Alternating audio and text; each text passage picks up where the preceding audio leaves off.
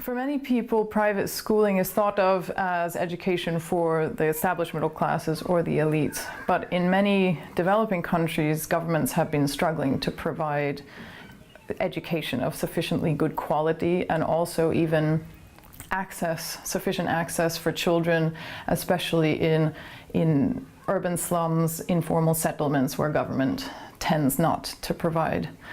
So in response to failing government school quality and access, individuals have been starting their own small private schools in low-income areas serving the communities.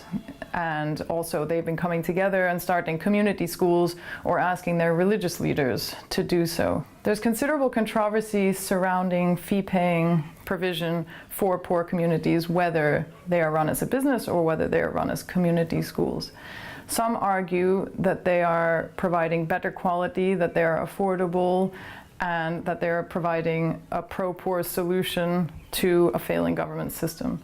But on the other hand, people argue that they are increasing stratification within society, that they're unaffordable to the poor, and that their quality isn't even very good. I've found that the truth is somewhere in between, and for poor families with poor government provision around them, it can be quite a rational choice to send your children to a school that's smaller, where your child won't get lost in the shuffle and is closer to home and usually has a shorter and probably safer walk to school. Research on learning outcomes between government and private schools does tend to show a private school advantage, at least on raw test scores for private school children. However, once you account for the socioeconomic background of the children that are attending private schools, much of that private school advantage tends to disappear. Probably most importantly, private schooling is not affordable to the poorest 20 to 40% of society.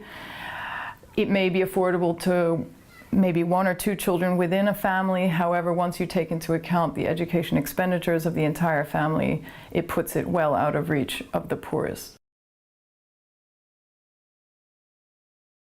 Mozambique is a very poor country with 69% of people still living in rural areas. And the average person has only 3¼ years of education. Most children do enter school now, however, only a third will actually make it to the end of primary schooling.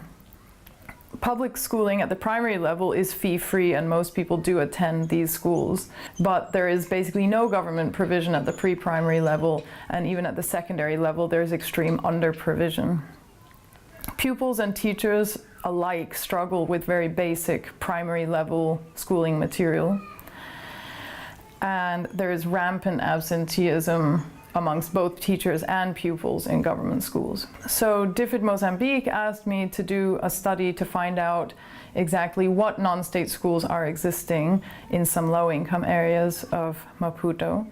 So we gathered a team of researchers together and went out looking for private schools.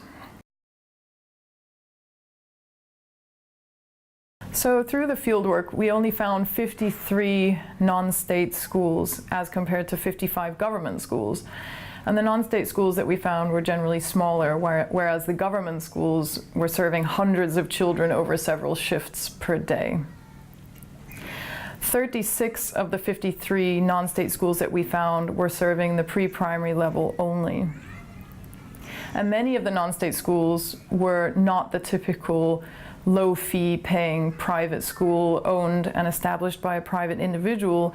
They were actually called community schools, and some of them were established by a group of community members together, or community members had come together and asked their religious leaders to start a school as an alternative to the government system.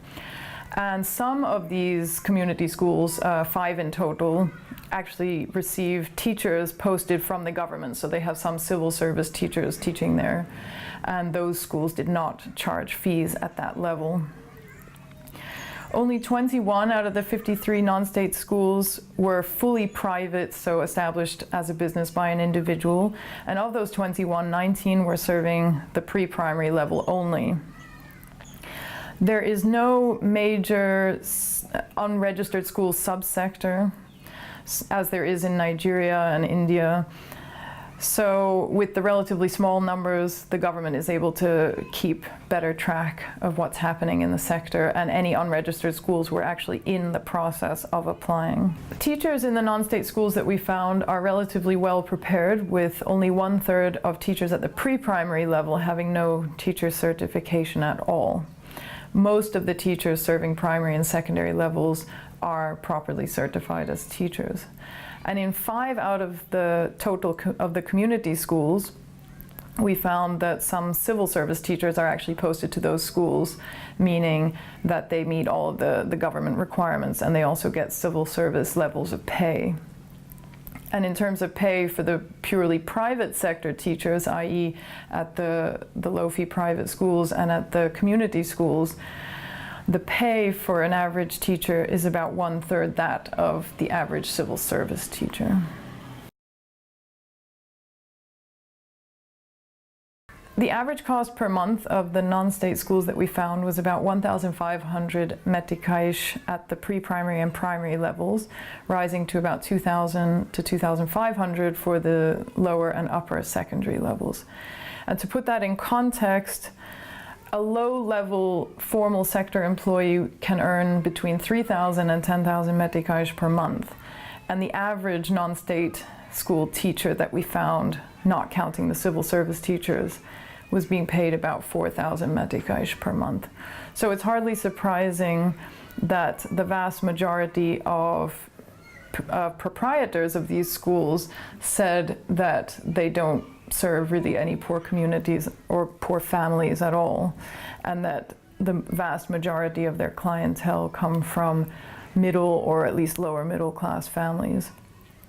Also, the vast majority of the proprietors that we interviewed stated that the reason that the low-fee private schooling sector hasn't flourished in Maputo is poverty and people's just clear inability to afford the fees.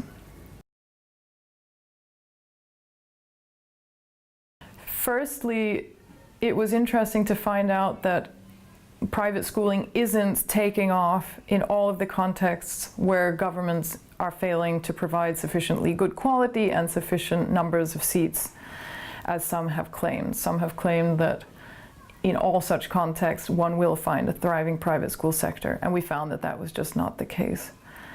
Secondly, we found that poverty is the main barrier to people being able to afford private schooling and to the growth of this sector.